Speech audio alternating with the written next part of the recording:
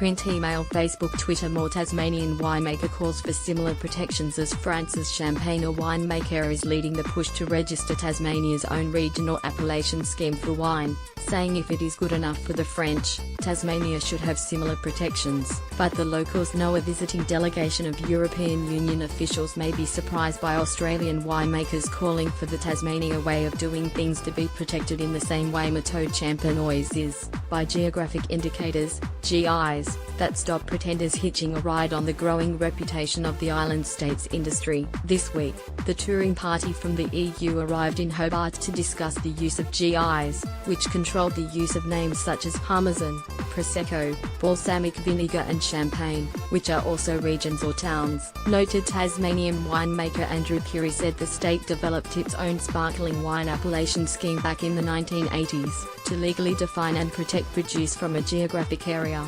We've had a strong belief ever since the foundation of the modern wine industry, that the region of origin and the grapes that come from it are really important to the quality, he told the Tasmanian Country Hour. While the exclusive use of the appellation Méthode Champenoise has benefited approved makers in Champagne, Mr. Perry said there was no such protection for the appellation sparkling method, which he believes produces wines as good, if not better, as the one developed in France. He explained consumers could be faced with a wide choice of wine described as being of the sparkling variety, but at vastly different prices and quality.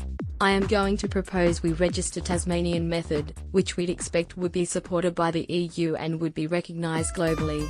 They are here to teach us about name recognition, and we are going to say we are learning quickly. Let's put it into play. Tasmanian wines, made according to the sparkling method, should have exclusive use of that appellation, which should also be more rigidly defined, he said.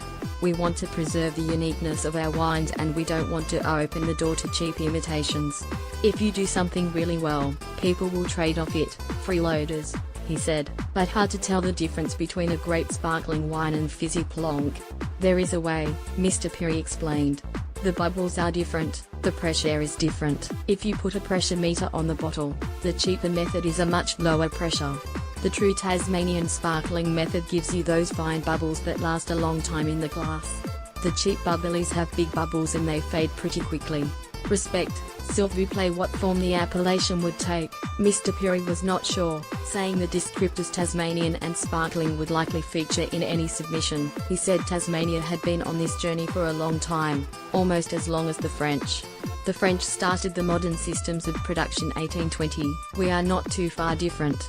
In 1848 there is a mention of a pink sparkling wine produced in Newtown, Hobart, which they said was delicious and infinity superior to the imported product, Mr. Curie said.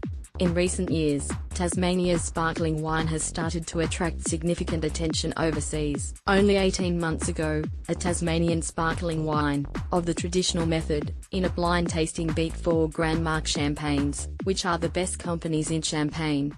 Pinot Noir is the most common grape variety grown in Tasmania, followed by other cool climate varieties like Chardonnay, Sauvignon Blanc, Pinot Gris, Riesling, as well as Cabernet Sauvignon, Merlot and Gewürztraminer. Print, email, Facebook, Twitter. More.